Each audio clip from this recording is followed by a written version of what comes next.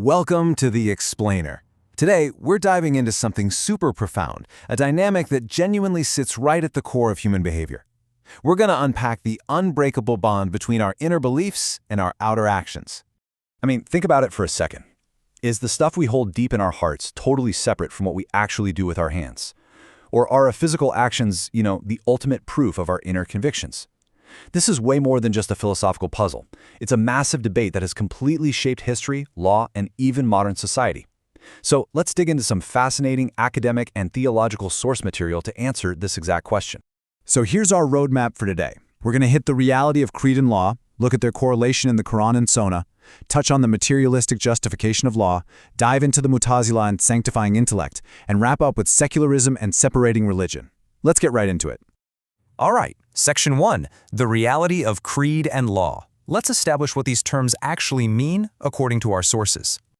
We're basing a lot of today's deep dive on a really fantastic research paper out of Yarmouk University.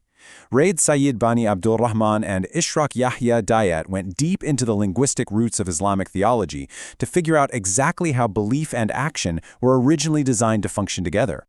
So they kick things off with the term aqidah, which basically means creed or inner belief. Now, linguistically, it actually comes from the Arabic word for a firm knot. Think of it as absolute, unwavering certainty tied up right in your heart regarding the core pillars of faith. It's totally free from doubt, and it is entirely internal. And then on the flip side, we've got Sharia, or the law. I love the linguistic root for this one. It beautifully derives from the Arabic term for a path, specifically an approach to a water source.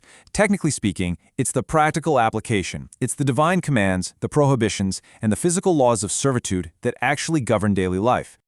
So when you put these two concepts right next to each other, that inner knot of belief and the outer path of action, it completely reframes the whole picture. The researchers argue that these aren't two separate compartments, not at all. Together, they are the absolute totality of the Islamic faith. They're literally two sides of the exact same coin. Moving on to part 2, correlation in the Quran and Sunnah. The researchers pull out this famous hadith, or prophetic tradition, and it perfectly shows the massive spectrum of faith. Look how broad this is. The highest branch is a profound verbal declaration of faith, but the lowest branch? It's not some grand cosmic gesture, it's practically just moving a harmful object out of someone's way on the street. Yet both of these things are categorized under the exact same umbrella of faith. The real takeaway here is the logic that connects them. The researchers point out that physical actions actually validate the inner belief. You don't just feel it, right? You literally do it. Physical compliance is the real-world proof of that internal knot of certainty. To hammer this home, they point to a second, honestly pretty striking hadith. Here, harmful outer actions explicitly negate the completeness of inner faith. If your neighbor isn't safe from your actions, your internal belief is literally considered incomplete. The outer reality directly mirrors your inner state. Now, check out this number, 51. The researchers found that the specific phrase, "those who believe and do righteous deeds," pops up exactly 51 times in the Quran. 51 times! This constant repetitive pairing in the source texts totally cements that unbreakable bond between the two. All right, Section 3, materialistic justification of law. We hear stuff like this all the time today, right? Fasting is awesome because it detoxes your body, or charity is great because it stimulates the economy. And sure, those things might be true, but the researchers point out that hyper-focusing on just the material benefits inadvertently secularizes the worship. It kind of hollows out the spiritual core, making the whole action about earthly gain rather than divine obedience. The paper brings in the classical scholar al-Shatibi to really clear this up. He argued that yes, divine laws obviously have social benefits, but the ultimate endgame is producing a voluntary servant of God. The primary goal is spiritual obedience. If you reduce the law strictly down to its social utility, you completely sever the action from the creed. Which brings us to Section 4, Mu'tazila and sanctifying intellect. Let's look at where this separation first started happening historically. The Yarmouk researchers do a great job boiling down the super complex philosophy of the historical Mu'tazila movement into these three main points. Basically, they prioritized human intellect over divine revelation.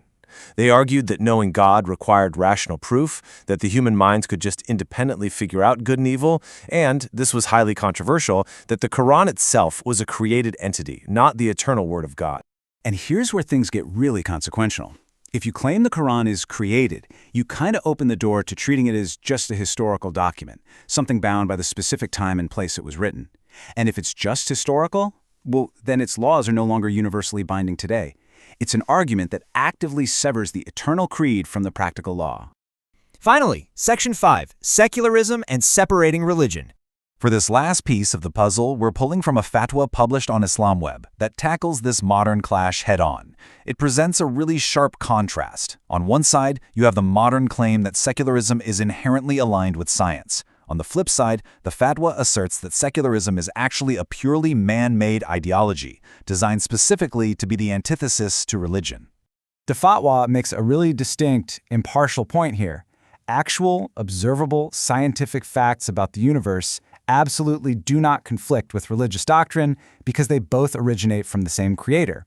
Therefore, the argument goes, secularism's actual conflict isn't in defense of science, but it's rather a deliberate philosophical effort to just remove religion from the sphere of practical daily life. And bringing it all full circle, the Yarmouk paper synthesizes this just brilliantly.